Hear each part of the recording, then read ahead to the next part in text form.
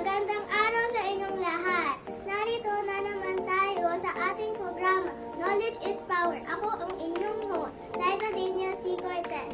Alam niyo ba na kaya natin tukuyin ang lokasyon, tiyak at relatibo ng mga lugar ng ating mundo?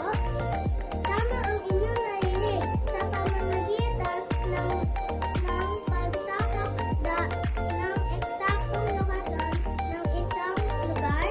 Sa pamamagitan ng grid, ang longitude at latitude, ang tawag dito ay tiyak o absolute. Halimbawa, ang lokasyon ng Pilipinas ay nakikita sa timog silangan bahagi ng Asia.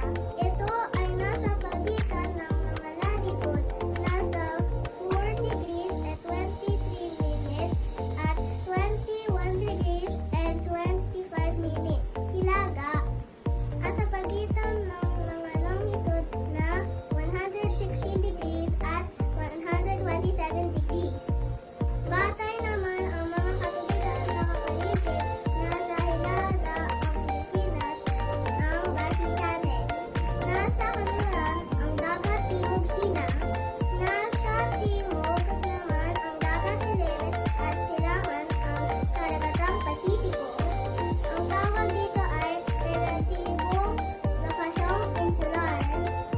Relatibong lokasyon, dito na naman ang tawag po ang pagbabatayan. Ay ang mga kapit na bansa ay sa pagtukoy ng lokasyon. Nasa hilaga ng Pilipinas ang Taiwan at Japan. Sa kanluran naman ang Laos, Cambodia at Vietnam. Ang Borneo, Brunei at Indonesia nasa timog at nasa silangan ay naman